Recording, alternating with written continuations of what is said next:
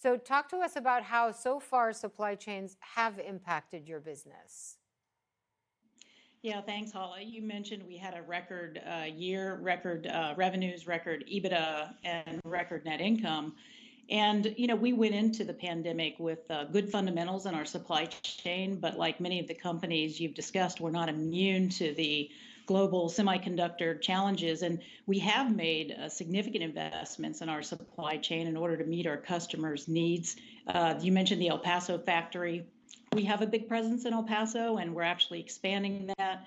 We've spent over 100 million inside the region, and it makes a lot of sense because we're experiencing all of the tailwinds from what's happening in the market. The tailwinds from U.S. infrastructure spend, the traction in the growing sustainability business. For example, Energize is one of the projects that we have where we're helping 10 pharmaceutical companies actually decarbonize their supply chain. You've got growing EVs that require infrastructure from grid to plug. So in our business, we believe in the all electric world, and we digitize and decarbonize and electrify processes. So we've been investing in the supply chain. So what is it, just to educate me on the idea of shortening a supply chain? And you've announced these new plans to open new manufacturing facilities in Texas. How does that work? How do you use technology to design kind of more efficient supply chain, a more efficient supply chain? Yeah, it's a really important question, and we've always had the philosophy that we needed a combination of global and local.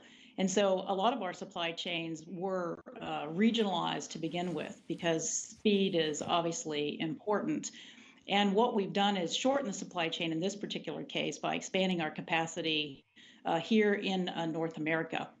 And we used to see maybe 3, 4 black swan events every 3 to 4 years. But Hmm. now we're seeing that many in a single year, and we're facing Hurricane Eunice the storm Eunice at the very moment, and so we see that we have to be more resilient, we have to have more agility, we have to have more flexibility, and we've been building that into our supply chain. And shortening it is one of those countermeasures. How does that, if, and by the way, Storm Eunice is very much right outside my window today, so we're feeling it too. How does that impact how you hire, how you staff your company, this notion, this idea of shortening the supply chain? Yeah, we've remained intentionally flexible with our workforce because we realize, ourselves and many of our suppliers are struggling in the labor market. So we've remained intentionally flexible as we've ramped these facilities. We've worked and helped with our suppliers.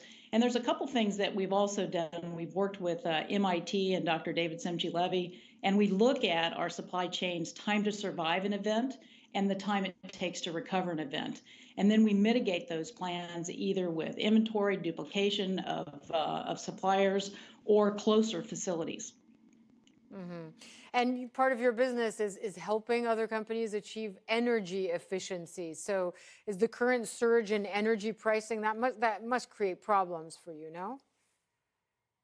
Well, look, we work with customers on, the vectors of decarbonization. The primary one is actually energy efficiency. I mean, that's one of the most maybe underappreciated forms of decarbonization because the negawatt is the one you don't use. So we help Yeah. customers make the invisible visible with respect to energy and energy consumption. We also help them buy more renewable sources of energy, like, for example, microgrids. So we partner with the Carlyle Group with a joint venture called Alpha Structure that helps customers do energy as a service and actually not spend their own capital on renewable energy and to look at longer term PPA, more reliable costing. Right. And then the last thing we do is really help customers decarbonize their entire value chain. Because one of the things we see is that you have more carbon, maybe 11 times more carbon in your supply base and in your value chain than you have in your own operations. So Right. decarbonizing it is really important. Yeah, it makes sense. Thanks very much, Annette Clayton, for joining us. The